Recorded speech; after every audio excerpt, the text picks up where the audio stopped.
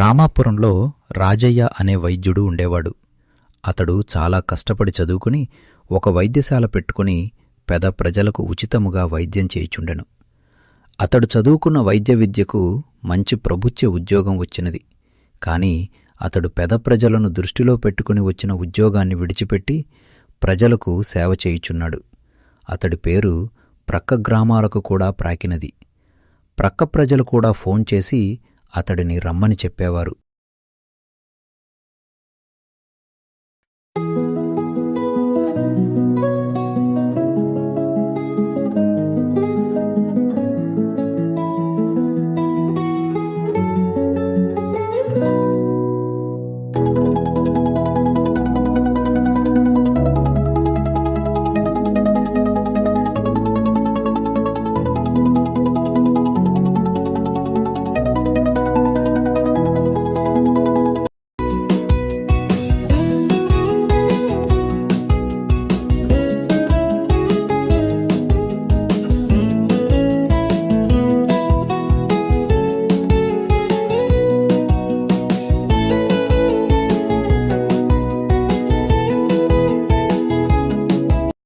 అప్పుడే తన హాస్పిటల్ నుంచి ఇంటికి వచ్చెను డాక్టర్ రాజయ్య.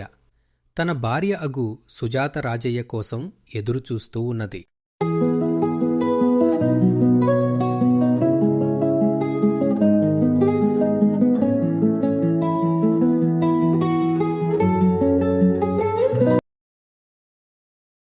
సుజాత, నేను హాస్పిటల్లో ఆపరేషన్ పని మీద ఉన్నాను. అతడికి బాగా ప్రమాదకరంగా ఉన్నది కనుక అతడి చికిత్స చేసి వస్తున్నాను. మరియు అతడు చాలా బెదవాడు. అతడి ఉచితంగా ఆపరేషన్ చేసి వస్తున్నాను. మరియు ఈరోజు నేను ప్రక్క గ్రామంలో ఉన్న ఒక ముసలివానికి 2 కాళ్ళు పనిచేయటలేదని నాకు వాళ్ళు ఫోన్ చేశారు కనుక నేను వెళ్ళాలి. కనుక నువ్వు భోజనం సిద్ధం చెయ్యి. ఏవండి, మీరు ఉచిత వైద్యం చేస్తే మరికేమి లాభం? మీరు కూడా భార్య పిల్లలున్నారు. మీరన్నీ ఉచితంగా చేస్తే మనకు చాలా నష్టం. మీరు ఉచిత వైద్యం మానివేయండి, తర్వాత మీ ఇష్టం. నీకు తెలియదు సుజాత, ఆ ఉచిత వైద్యంలో ఉండే ఆనందం నీకు తెలియదు. ఒక మనిషి యొక్క ప్రాణాన్ని కాపాడిననని నాకు చాలా సంతోషమైంది. దీని ఫలితం ఆ దేవుడిస్తాడు అనెను.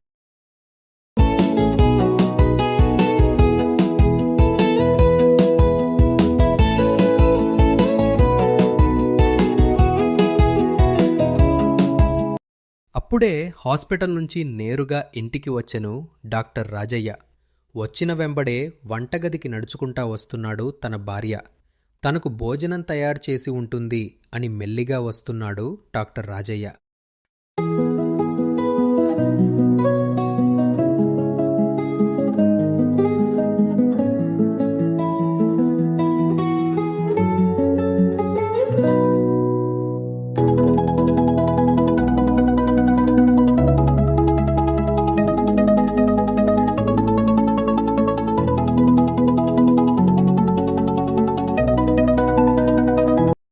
భోజనం తినివేసి మెల్లిగా విశ్రాంతి గదికి వెళ్ళుచున్నాడు.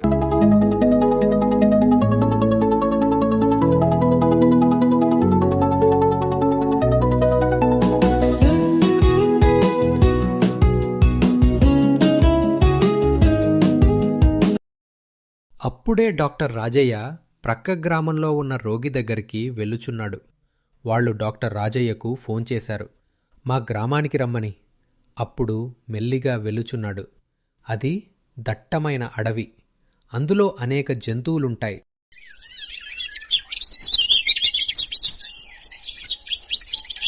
మెల్లిగా నడుచుకుంటా వస్తున్నాడు డాక్టర్ రాజయ్య.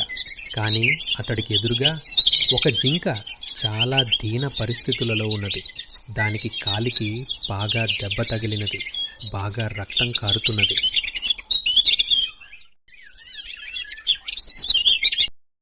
డాక్టర్ రాజయ్యకు బాగా జాలివేసింది.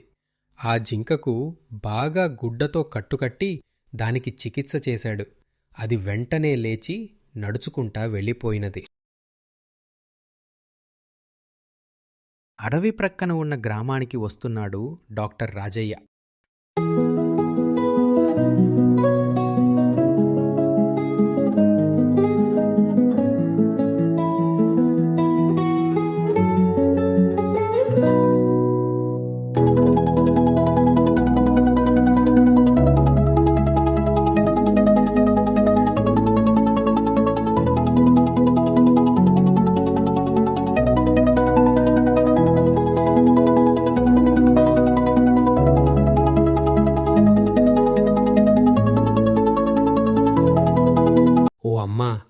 మీకు చాలా నీరసం ఉంది.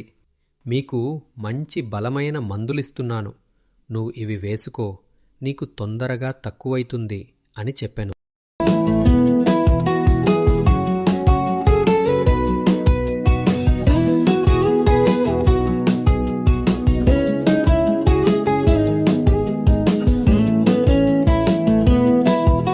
బాగా కాలు దెబ్బతిన్న జింక తన స్నేహితుల వద్దకు వెళ్ళుచున్నది.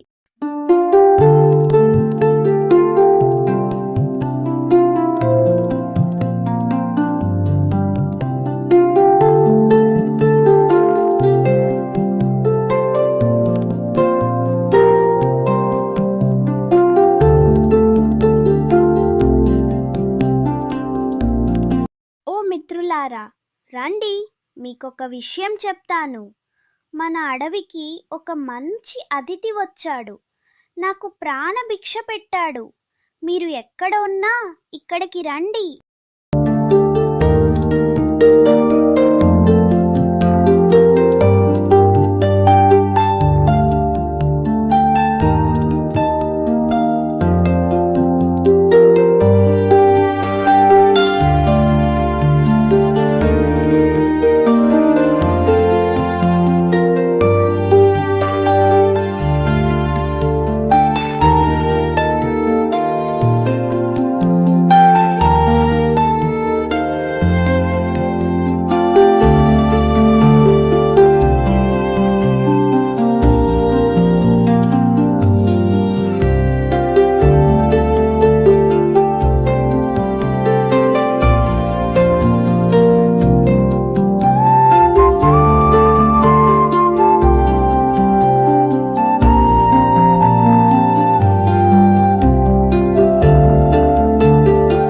ఓ మిత్రులారా, మీకు స్వాగతం.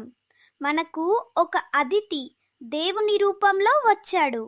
అతడు నాకు కాలికి దెబ్బ తగిలితే నాకు కట్టుకట్టి నాకు ప్రాణం పోశాడు. అతడికి ఎప్పుడైనా ఆపద వస్తే మనం ఆదుకోవాలి. మీరు దయ ఉంచి మీరు ఈ విషయంలో అంగీకరించాలి. సరే, నీ మాట అంగీకరిస్తున్నాను. అతడు మనకు ఎప్పుడు కూడా అతిథినే.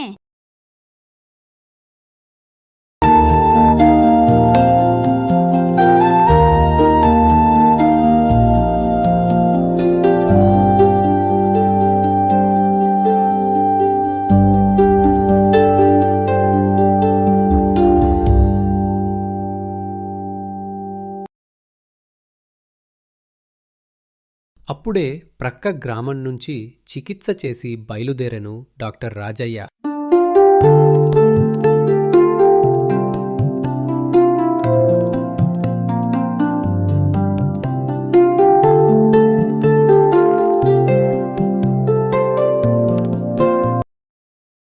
కాని అప్పుడే మొదలైన పెద్ద ఉరుములు మెరుపులతో కూడిన వర్షం.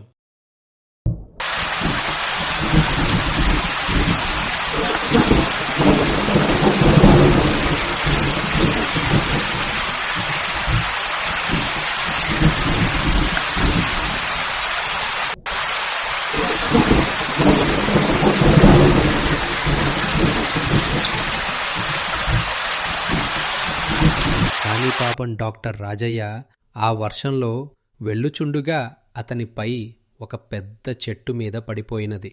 ఆ చెట్టు క్రింద ఉండిపోయినాడు రాజయ్య. అతడు బాగా అరుస్తున్నాడు.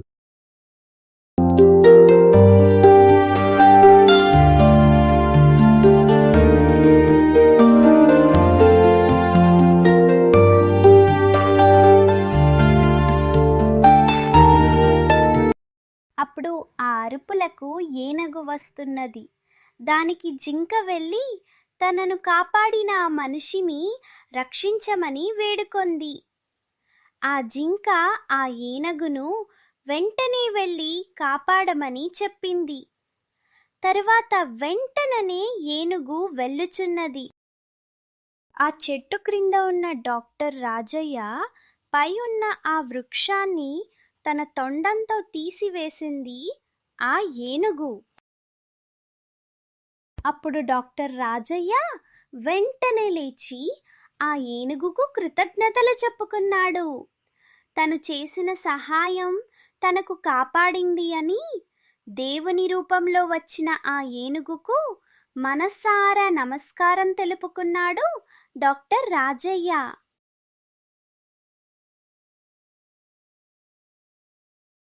వెంటనే తన గ్రామానికి వెళ్ళిపోయేను డాక్టర్ రాజయ్య.